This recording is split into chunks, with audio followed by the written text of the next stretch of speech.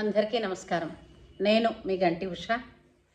నా మిత్రులకి, శ్రేయోభిలాషులకి, సబ్స్క్రైబర్స్కి నా వీడియోస్ చూసి మంచి మంచి కామెంట్స్ తోటి నన్ను ప్రోత్సహిస్తున్నటువంటి అభిమానులందరికీ కూడా కృతజ్ఞతాభివందనాలు. ఈ మధ్యన చావా అనేటువంటి ఒక మూవీ వచ్చింది కదండి. అంటే శివాజీ కొడుకు సంభాజీ, అతని వీరత్వం గురించి, ఆయన ధర్మనిష్ట గురించి, ఆయన తన సనాతన ధర్మం పట్ల ఉండేటటువంటి నిబద్ధతని ఎలా పాటించాడు అనేది, అంతేకాకుండా ఈ మొఘల్ సామ్రాజ్యం విస్తరణలో భాగంగా వాళ్ళందరూ చేసినటువంటి పైశాచికమైనటువంటి అకృత్యాలు, అంటే బలవంతంగా మతము మార్పించడం కోసం అందరినీ మళ్ళా అలా వేధించరు. చూసారా, ఇంగ్లీష్లో ఒక ప్రోవర్బ్ ఉంది, ఇన్ఫ్లుయెన్స్ ద ఇన్ఫ్లుయెన్స్డ్ అని. అంటే ఏంటి, ఎవరైతే బాగా ఇన్ఫ్లుయెన్స్ చేయగలరో ప్రజలని, వాళ్ళని కనుక మతంలోకి తీసుకొస్తే వాళ్ళు ఉన్న వాళ్ళందరినీ ఎలాగో తెచ్చేస్తారు కదా మతంలోకి. ఇలాంటి చండాలమైనటువంటి కుళ్ళు బుద్ధులతోటి అప్పటి ఔరంగజేబు వాళ్ళందరూ ఏం చేసేవారంటే, సంభాజీ లాంటి వాళ్ళని మతంలోకి మార్పని, అంటే వాళ్ళ మతానికి, ఇస్లాం మతాన్ని స్వీకరించమని తెగ ఇబ్బంది పెట్టేవారు. అయితే అతను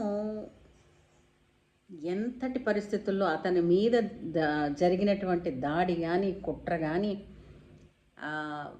అతనికి ఎటువంటి బాధలు కల్పించారు అన్నది కానీ నిజంగా సినిమా చూస్తే మాత్రం ఏడవకుండా బయటికి వచ్చిన మనిషి లేదు, మనస్సు లేదు. అంటే ఇంత, అంటే మన ధర్మం కోసం నిలబడడానికి ఇంత శ్రమ పడ్డారు మన పూర్వీకులు అని మనకి తెలిసిన తర్వాత నమ్మకం కోసమో మరేదో జరుగుతుందనో, ఏదో నేను ఇక్కడ ఈ రక్షణ కోసమనో ఇలా మారిపోయానంటే ఎంత హాస్యాస్పదంగా ఉంటుంది కదా. ఇంకొక విషయం ఏంటంటే, ఒకానొకప్పుడు ఒక సన్యాసి, ఒక కుర్రవాడు, తన దగ్గరికి వచ్చిన కుర్రవాడు నేను మతం మారాను అని చెప్తే ఆ సన్యాసి ఏమని తిట్టాడో తెలుసా ఈ కుర్రవాడిని? నీ తండ్రిని మార్చుకోగలిగావా అని అడిగారు. అంటే ఒకసారి భూమి మీద జన్మించినప్పుడు అమ్మ నాన్న ఎవరు అయితే ఉంటారో అదే డిఎన్ఏ కదండి వస్తుంది, అంతే కదా. ఇంకేదైనా కారణాల వల్ల వేరే ఎవరైనా పెంచారనుకోండి, పెంచిన వాళ్ళ డిఎన్ఏ వీళ్ళకి ఎలా వస్తుంది? రాదే, అంతేనా? అలాగా ఆ సన్యాసి ఆ పిల్లవాడిని తిట్టాడట. అంటే ఏంటి, ఎప్పుడైతే నువ్వు ఒక ధర్మంలో లేదా ఒక రిలీజియస్లో నువ్వు జన్మించావో అదే నీది, అంతే తప్ప మధ్య మధ్యలో నేను మార్చుకుంటాను అని అంటే, నువ్వు మార్చుకుంటానని అన్న తర్వాత, నువ్వు మారిన తర్వాత మారినది నిజం కాదు. ఎందుకంటే నీ భావాన్ని మార్చావు తప్పించి నీ డిఎన్ఏని మార్చలేదు కదా. ఇలాంటి పైశాచికత్వపు ఏమిటిది వాటి తాలూకు మరకలు మన చరిత్రలో చాలామంది దాన్ని ఫేస్ చేశారు, చాలామంది ఆ బాధలు పడ్డారు. దీనికి ఇంకొక ఉదాహరణ కూడా చెప్పాలి. 1336 నుంచి 1680 వరకు విజయనగర సామ్రాజ్య రాజుల చరిత్ర నడిచింది, అంటే వాళ్ళ డైనస్టీ, ఆ కింగ్డమ్. అయితే 1368లో ఈ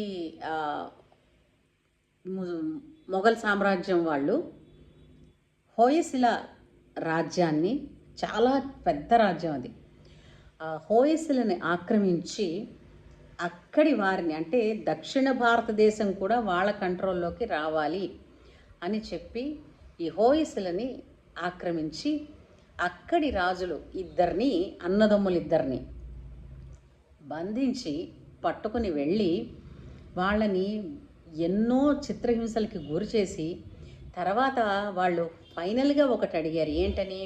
మతం మారితే ప్రాణం ఉంటుంది, లేకపోతే ప్రాణం తీసేస్తా ఉన్నారు. వాళ్ళెవరో మీకు చెప్తాను. విజయనగర సామ్రాజ్యంలోని కృష్ణదేవరాయల వైభవం ఎప్పుడు చూసామో అవి కూడా మీకు ఇప్పుడే చెప్తాను ఇందులో. ఇది మన చరిత్ర. దీనిని పుక్కిట పురాణం అని తోసి పారేయలేరు ఎవరు కూడా. అయితే అప్పుడు అన్నదమ్ములు ఇద్దరు కూడబలుక్కుంటారు. ప్రాణం చాలా విలువైనది, ఇలాంటి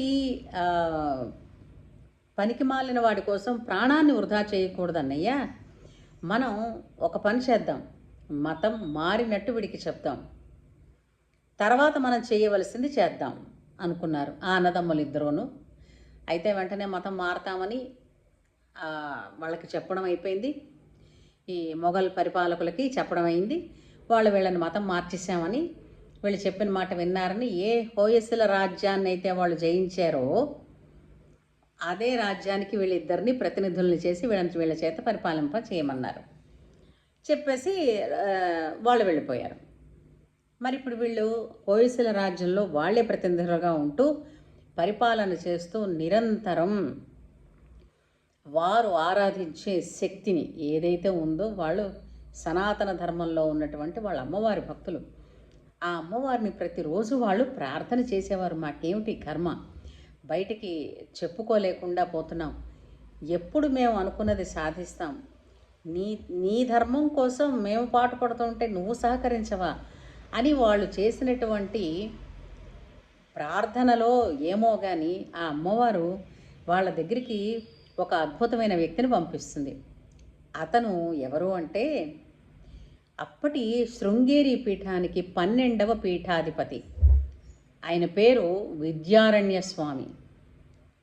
ఆయన ఒకరోజు ఈ తోవగుండా వీళ్ళ రాజ్యం హోయసల తోవగుండా వెళుతూ ఈ అన్నదమ్ములిద్దరినీ కలిస్తే, ఈ అన్నదమ్ములిద్దరూ అతనికి సాష్టాంగపడి నమస్కారం చేసి వారి బాధని వెళ్ళగక్కుకుంటే, విద్యారణ్య స్వామి అప్పుడు ఏమంటారు తెలిసిందా, నేను మీ చేత ఒక మంత్రపూరితమైనటువంటి కార్యాన్ని చేయిస్తాను, దానివలన మీరే ఇక్కడ కొత్తగా ఒక సామ్రాజ్యాన్ని స్థాపించగలరు. అంటే సామ్రాజ్యాన్ని స్థాపించడం అంటే మాటలా గురువుగారు, ఎంత డబ్బు కావాలి, చాలా కావాలి అని అంటారు, ఎంత ఖర్చు అవుతుంది అని. అప్పుడు ఆ విద్యారణ్య స్వామి ఆయన ఏం చెప్తారు, మీకెందుకు, అవన్నీ వచ్చే విధానం నేను మీ చేత చేయిస్తానని చెప్పి వీళ్ళిద్దరి చేత ప్రతిరోజు ఒక బిల్వ వృక్షం కింద కూర్చోపెట్టి శ్రీనివాస గద్య అని అంటూ ఉంటారు. అంటే ఏంటంటే అదొక ప్రక్రియ ఉందిలేండి. శ్రీ సూక్తం, పురుష సూక్తాన్ని సంపుటితం చేసి పారాయణ చేయించడం, తర్వాత దాన్ని హవనం చేయించడం, ఈ రెండు వాళ్ళ చేత చేయించేసరికి అత్యంత అద్భుతంగా వాళ్ళకి ఎక్కడి నుంచి ఎలా రావాలో అలా వచ్చింది ఆ సొమ్మంతా. అప్పుడే వాళ్ళు విజయనగర సామ్రాజ్యాన్ని ప్రతిష్ఠించారు. విజయనగర సామ్రాజ్యం ఫౌండర్స్ అని మీరు గూగుల్లో వెతికితే హరిహర రాయలు, బుక్కరాయలు అని ఇద్దరు అన్నదమ్ముల గురించిన విశేషం వస్తుంది. వాళ్ళు ఈ మొఘల్ చక్రవర్తుల దగ్గర మతం మారిపోయామన్న నటన చేసి తిరిగి మళ్ళీ వాళ్ళ సాధన చేసుకుని విద్యారణ్య స్వామి అనుగ్రహంతో కృష్ణదేవరాయలు రాజ్యమేలారు కదా, ఆ విజయనగర సామ్రాజ్యాన్ని సృష్టించారు. విజయనగర సామ్రాజ్యం ఈ మొఘల్ పరిపాలకుల నుంచి తప్పించుకోవడానికి ఎన్నోసార్లు, రాజ్యం చిన్నదే అయినప్పటికీ కూడా దక్షిణ భారతదేశం వైపు మొఘల్ పరిపాలకులు తలెత్తి చూడకుండా చేసింది. అంతటి వీరాగ్రేసులు అందరూ ఉన్నారు. అంతేకాదు అందులో చమత్కార కవి అయినటువంటి తెనాలి రామకృష్ణ కవి కూడా ఎన్నోసార్లు విజయనగర సామ్రాజ్యాన్ని, ప్రభువుని, ప్రతిష్టని కాపాడారు. అంటే ఇవన్నీ మనకేం చెప్తాయి అని అంటే, ఈ సినిమా చూడడం వల్ల ఏం తెలుస్తుంది అని అంటే, ఇప్పుడు అత్యంత హేయమైన పరిస్థితుల్లో మతాన్ని మారండి అని, లేదంటే దైవాన్ని మార్చండి అని, ఇలా ఒకళ్ళ మీద ఒకళ్ళు నిందలు వేసుకుంటూ అపహాస్యం చేసుకుంటూ ఉన్నారు. సనాతన ధర్మం అన్నది నేచర్ ఆఫ్ లా అండి.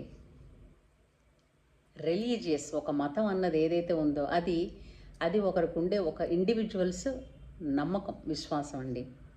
ఒక ధర్మాన్ని అంటే ప్రాకృతిక ధర్మం అది అందరికీ ఒకటే కదా, అందరికీ ఒకటే, భూమి మీద పుట్టిన ప్రతి జీవులకి ఒకటే. అలాంటప్పుడు ఒక ధర్మాన్ని ఒక ఇండివిజువల్ నమ్మకంతో ఎలా పోలుస్తారు? కాబట్టి ధర్మం అనేటువంటిది ఎప్పుడూ కూడా విశాలమైనది, మతం అనేది మాత్రం సంకుచితమైనది. ఈ ఒక్క తేడా తెలుసుకోవాలి ఎవరైనా సరే. ధర్మం ఏం చెప్తుంది అని అంటే మనిషిని మనిషి హింసించుకోకుండా ఒకరికొకరు సంఘీభావంతో బ్రతకాలని చెప్తుంది. మతం ఏం చెప్తుంది అని అంటే నేను చెప్పేదే కరెక్టు, నేను నాకు వచ్చిన నమ్మకమే నువ్వు కూడా నమ్మాలని చెప్తుంది. అంచేత ఇక్కడ విచక్షణ అన్నది మనుషులకే విడిచిపెట్టింది. సో ధర్మం మతం కన్నా ఎప్పుడూ కూడా ధర్మం గొప్పది, పెద్దది. అందుచేత ధర్మాన్ని అనుసరించాలి, ధర్మాన్ని గౌరవించాలి, ధర్మాన్ని రక్షించాలి. అప్పుడే ధర్మో రక్షతి రక్షితః. జై శ్రీరామ్.